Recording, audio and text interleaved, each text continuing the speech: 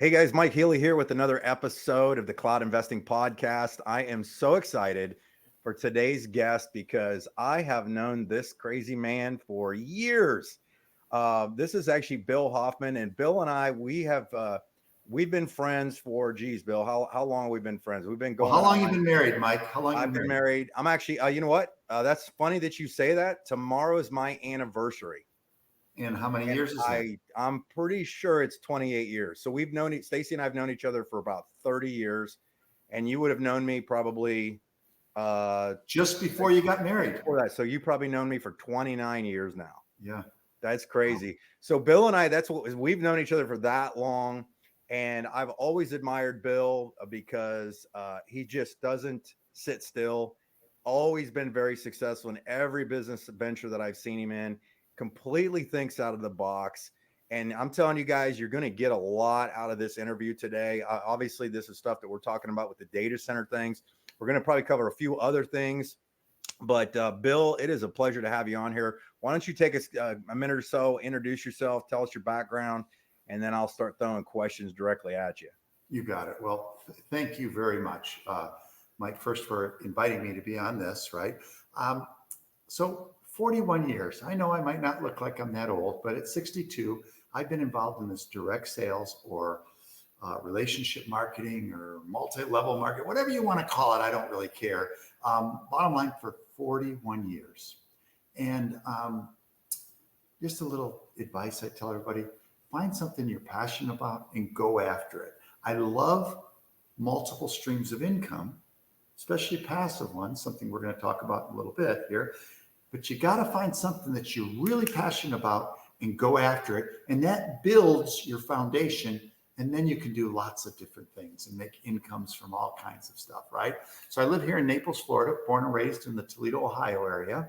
But the last 7 years been in Florida. I love the weather. I love everything about it. I'm a pickleball fanatic. I have a total of 3 biological kids and then 3 bonus kids, so a total of 6. Just living my best life, as that saying, I guess people say. But Mike's been a dear friend, and Stacy have just been incredible people that we've been able to work together a few different times, but we've been friends for close to 30 years. So he's always got great advice, always does a lot of deep dive on things. He's not one to jump into things. I'm a little bit more emotional. I get excited and go, oh, and then I kind of figure out whether I should do it or shouldn't do it, right? Mike's a deep thinker, and I always appreciate that stuff. So we're really, it's a lot of fun about this stuff. I'm still one of those guys that's jokingly a friend of mine when I was in the bar business. He said, "You're the kind of guy that goes face first through the glass and worries about the stitches later." Well, In my more mature age demographic now, I do take some time to think these things out, which is great.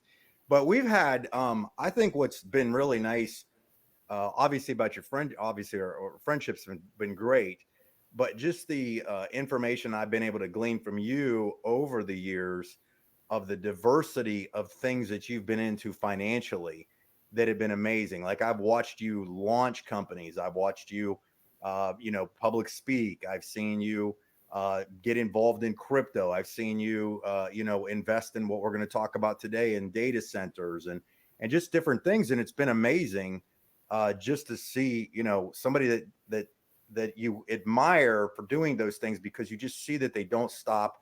And that's a lot of times too, is people just get afraid to do things. So Bill, why don't you kind of just lead us into maybe even a mindset of what we're going to talk about with the data centers and whatever just jumps on your heart to share with people about, maybe making money. That maybe we'll just start with that and then we'll just expand on it. Well, Mike, residual income is the 8th wonder of the world. I've been saying that since I've been able to spell residual. I mean, it is. It's just being paid time after time for doing something, right? That's why a lot of people get involved in direct sales, right? But to be able to go into a passive investment, and some people do it through real estate, but I don't know. I've tried the real estate world, and I don't know how passive that really is because there's a lot that comes with it, right? And when you can leverage yourself with residual passive income, I think you get a win-win situation. And what I love about this is every time I turn on, and I don't care what news station you look at, I don't care if you're a CNN or an MSNBC or Wall Street or Fox News, all you hear about is data, data, data, right? And it's not going to slow down. It is exponentially going. And the big players, as big as they are, the hundreds of billions of dollars that they're spending, still can't keep up with it because of the growth factor. Think about our cell phones. Used to have like, I don't know, I'm going to mess up the numbers, but it was like 10 megs. And now it's gigabytes that you do, right? You know what I'm saying? It's exponentially gone crazy on what we can store on our phones versus 2 years ago, 5 years ago, 10 years ago. If you had 100 pictures on your phone, it was blocked. You couldn't do anymore. Now, I think I just checked. I have 5,800 pictures. 5,800. That's ridiculous. I have over 27,000 names, contacts in my cell phone. Now, it's absolutely amazing. Something that we do on that is my backup, right? I constantly am expanding my cloud ability because it just gets big and I go, oh, I better do this. I better do more. I better do more. I better do more. Well, the same thing's happening for every business that has data because the government says, let's use financial or medical, has to be held for 7 years. Now, I didn't know that. That's actually a really good point. You're the first person has pointed out on any of my podcasts as far as data storage. Keep going with that. Well, listen, I don't care if you're selling real estate or you're selling financial things or you're taking care of somebody medically. 7 years you have to keep that stuff. You have to keep those records.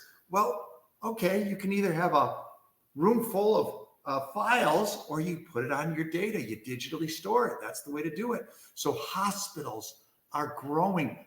Lee Hospital, down where I'm at, right? Well, that's actually a little bit north, but that's where I went a lot of time when I was in Fort Myers.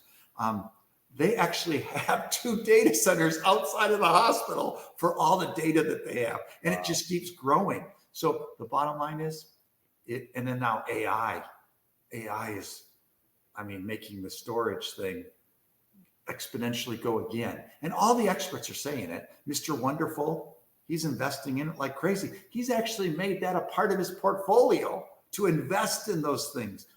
It's just, you got to follow the clues. And the clues are that if Intel and Dell and everybody else and all the big players are investing heavily in data storage, why don't we just go out and get our piece of the pie? And Mike, when you explained it to me, but somebody had already shared this with me from an owner that's doing something like this. And I went, but you actually broke it down. And then I did my research and I went, my goodness, you mean I can actually get involved in this thing? I don't have $1 billion. I've got a lot of money, quote unquote, supposedly by the statistics of what people have money with, but I don't have $1 billion. I'm not going to build my own data, facility, but I can have my data storage. And you can get going for, we just bought a used car that we could have bought 2 data storage, a used car, like a 2021 Honda. We could have bought 2 data storage things. And all the Honda is going to do is go down for one of our college students, right? But the data storage, pay your residual. That's that passive income. Like when I first saw this too, I started laughing. I'm like, wait a second, because you mentioned Intel a minute ago. Yeah. There's the largest Intel plant in the world is being built 6 miles up the street from me. Wow. Here in Columbus, outside of it, you can look it up. It was, president's been here, news has been here, whole 9 yards. They're showing all these data centers are being blown up around here. And it was, to me, is like, when I heard about this, I'm like, well, I know what data centers are. I see them every day as I drive around town here. And then when I found out that we could get in like kind of the beginner units that you can purchase are like 15 grand, but these things are potentially going to be paying out on because people are storing their data on them between like $1,000 and $4,000 a month for like a 5-year lifespan. To me is insane. I mean, just like you said, it's like I started thinking after, so that was the initial shock of hearing that. But then just like you said about the car, I'm like, I'm probably going to go buy another car. But I was like, I'm not going to go buy another car. I'm going to go buy another unit and that car is going to pay for it. Back to Robert Kiyosaki, you know, Rich Dad, Poor Dad, cash flow quadrant, finding assets to pay for stuff. Pay for your doodads. What's that? Pay for your doodads. Pay for your doodads. That's what he calls them, doodads. Anything that's not making your money is a doodad. It is an absolute doodad, liability doodad. Where do you see? Okay, so let's just. So, where do you see this going? Like, because we've kind of what we're part of, and what you're part of, is we've got a unique kind of a buyer. I don't know if you call it a buyer's club or what would you call it. And again, we're not financial advisors. This is just financial. We're just having chit chat, not financial advice. You know, you do your own research, you invest, you get a professional investor to give you tips, not us. But we're just having a conversation on some stuff we're excited about because it's just cool to see that this is a new way to protect our money. Like, I mean, because the people are always looking, and especially now, do you think right now, and I know I'm jumping all over the place, do you think right now it's more urgent or less urgent to find ways to protect your money and grow your money based on inflation, all the other junk that's going on out there? Mike, I'm not going to go down the complete, rabbit hole here, but with the pandemic and with inflation over the last few years, we're eradicating not just the middle class, people that, I just read a statistic from the United States government that for a family of 4 to live comfortably, the cheapest place is Mississippi, $167,000 income. Oh my God. Live comfortably. Now, Ohio's 207,000, right? Now, that's comfortably. I'm talking about you're being able to pay for the kids to go to college, do things like that. That's what they're saying, right? So you're not poor at that thing. But the bottom line is you have to have a way to protect your money and have a stream of income. You're just depending on your time and your energy, period. I'm always going. You're right. I'm always working. I'm always doing things. Oops, apologize there. You're good. But I'm always doing things. But you know what? What happens if I couldn't? I'll never stop. I'm a personality, right? So I'll always go. But might be some day that I can't do that. And if I don't have passive income, and when I look at this and I go, so our company, my business partner and I's company, I asked him to pull it up because he does as a CFO that does all of our paying of bills, right? We're paying $756 a month for our servers. That's what we pay for all of our data, for all of our credit card processing, for all of our restaurant delivery. We're paying $756, right? So if I went out and borrowed 15 grand, which I'm not going to do here, I just bought, do a thing, my payment wouldn't be $756. In other words, you know what I'm saying? So in other words, I can start storing my data on my own data center, in essence, right? When I start thinking of that, and I think of all the businesses that if they start thinking that way, I think we're just at the beginning stages of this. Anytime you can find a very large industry and you can be the little cottage side of it, we don't have any of the R&D. We'll let the Intels do all the R&D. We'll just follow along what they do, but we'll be a very, very large little guy that's making a ton of money. And we'll be able to save businesses a lot of money too. Now okay, I know it was you that said this years ago to me when I found out about what your current main business is. And I believe you said that you figured out how to get in front of the money.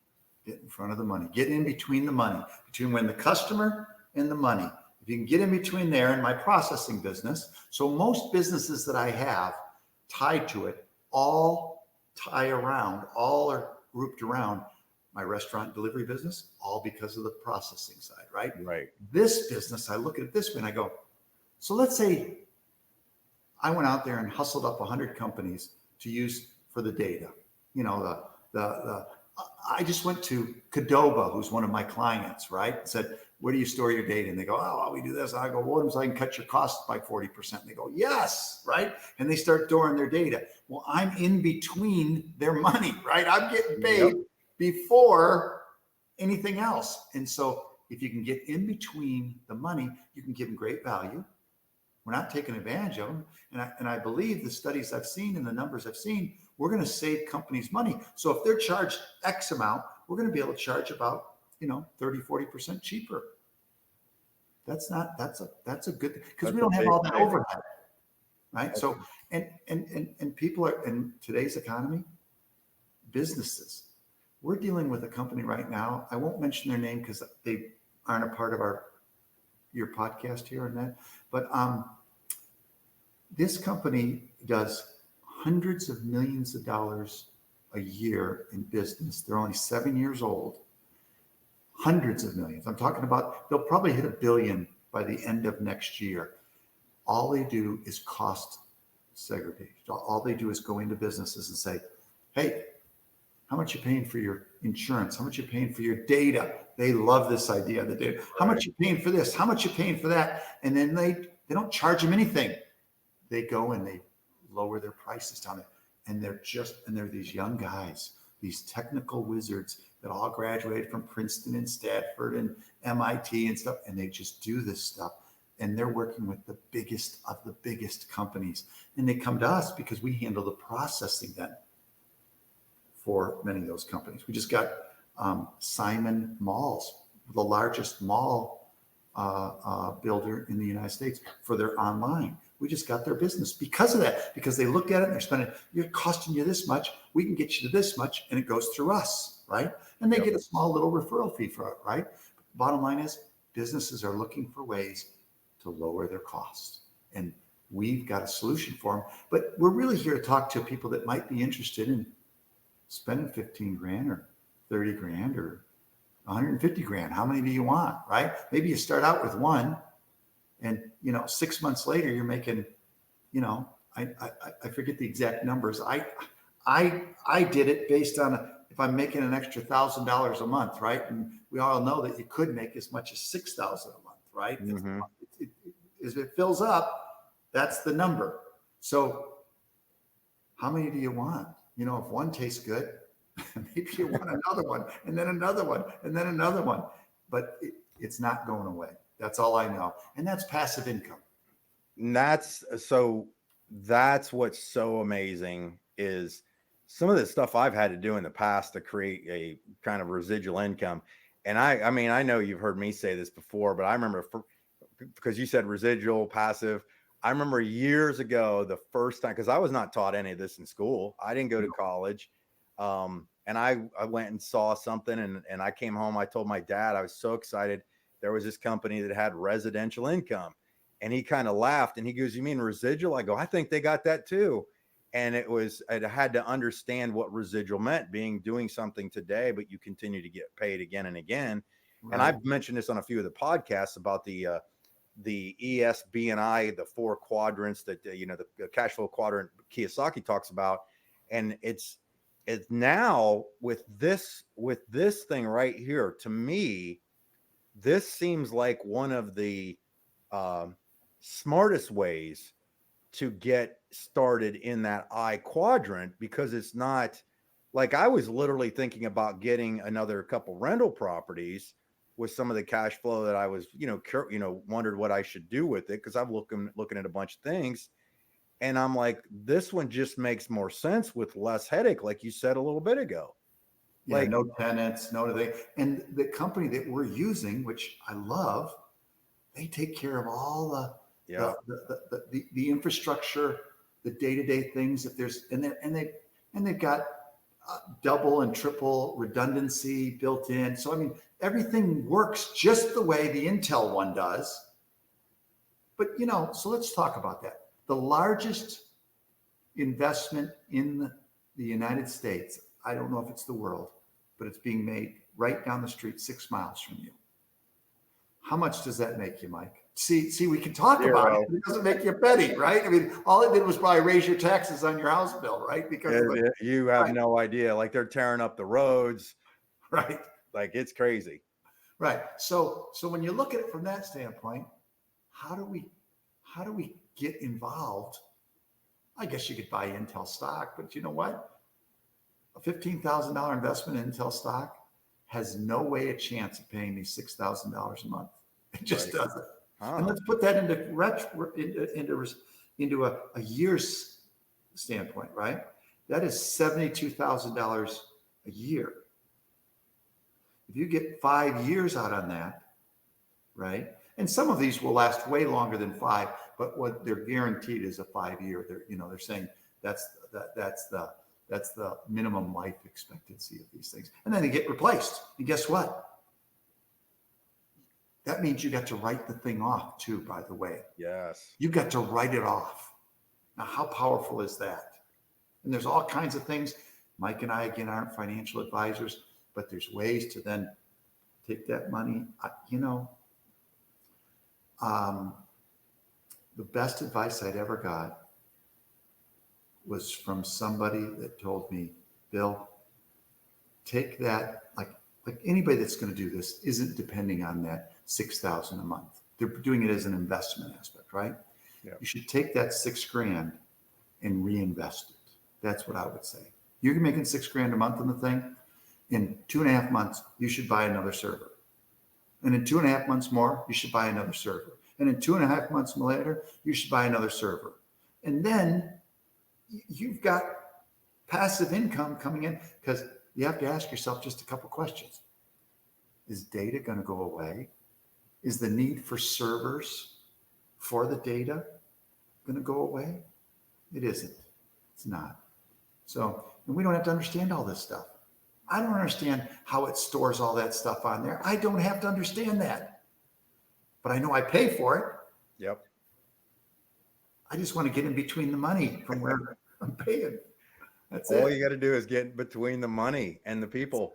I mean, could you imagine if somebody at Amazon called you up and say, hey, we just built this $1.5 billion data center.